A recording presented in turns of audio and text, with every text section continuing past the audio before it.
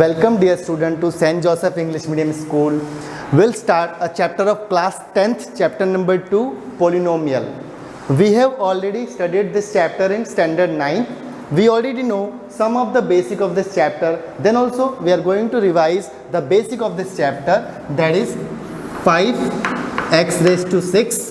In this one, this 5 is called the coefficient. This x is called base and this 6 is called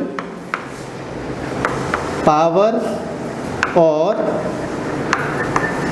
degree. 5x raised to 6, 5 is called the coefficient, x is the base and 6 is power or degree. Now let us know what is the degree. So degree of polynomial. Degree of polynomial means highest power of given polynomial. Let us take an example to understand what is the degree of polynomial. Example, x power 5 plus x power 4 plus 1. So here we can see the power of x is 5 in the first term, power of x is 4 in the second term, and in the last term there is no x, that means power is 0. So here we will see the highest power. So highest power is 5. So degree of polynomial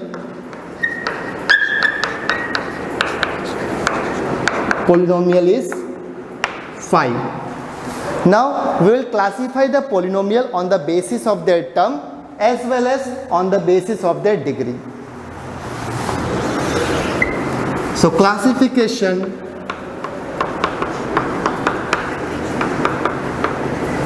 of polynomial on basis of their term. First one is monomial, second one is binomial, and the third one is trinomial.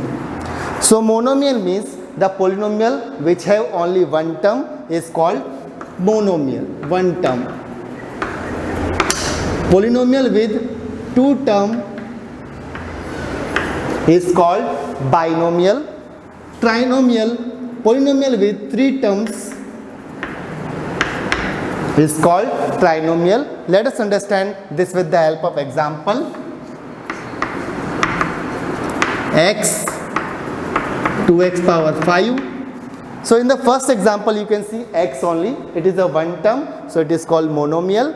2x power 5, it is also a one term, so it is monomial. Let us take an example of binomial. X plus 1, 2x power 5 plus x plus 1. So there are two terms. Terms are separated by the sign of plus and minus. So here we are seeing that there are two terms, so it is binomial.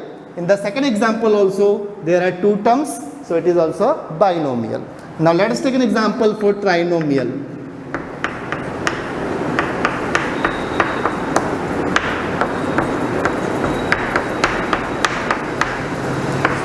X power 3 plus x plus 1 consists of three terms, it is a trinomial.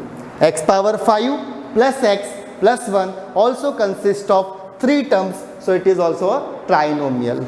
Now classification of polynomial on the basis of the degree.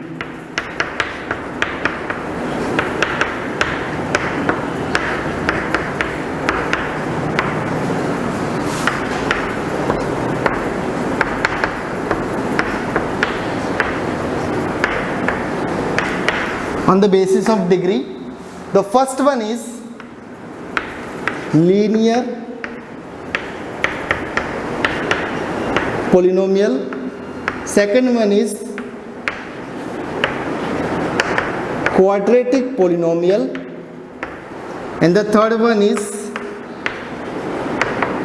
cubic polynomial. So for this we need to see the polynomial degree. If degree is 1, we call it as a linear polynomial. If degree is 2, we call it as a quadratic polynomial. And if the degree is 3, we call it as a cubic polynomial. We'll understand this with the help of examples also. Example, x plus 1. So here the power of x is 1. That is why this is called as a linear polynomial.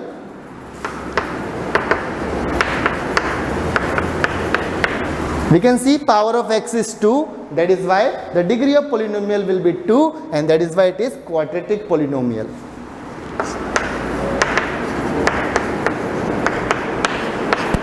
In the third example, the degree of polynomial is 3. That is why we call it as a cubic polynomial. The last part of our lecture is the graph that consists of y-axis and x-axis. X-axis,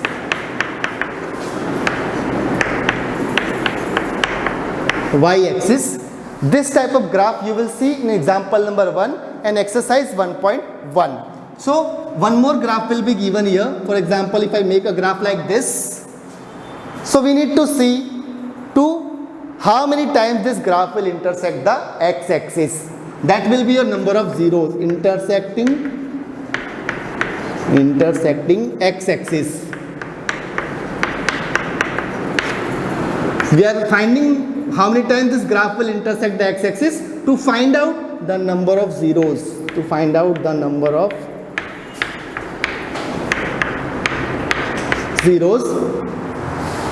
So in the given graph, this graph is intersecting x-axis at 2 points. This is your first point and this is your second point. So we can say that number of zeros for this question is 2. So number of zeros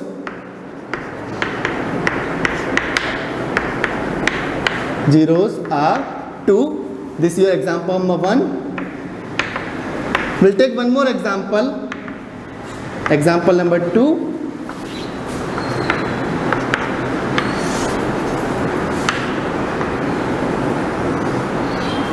So in this given graph, this is the x-axis and this is your y-axis. In the given graph, you can clearly see that this graph intersects x-axis at 3 points. This is the first point, this is the second point, and this is your third point. So number of zeros is equal to 3. So when you will open your textbook, you can see in example number 1, the questions of graph will be given to you. So in that questions, you will need to find out number of zeros. And how you will find it out? You have to see this graph intersecting the x-axis. In this example, it intersects in 2 points. So number of zeros are 2. And in the second example, it intersects in 3 points. So number of zeros is equal to 3. So students, please complete your example number 1 and exercise 1.1 for chapter number 2. It is based on this topic only. And thank you very much.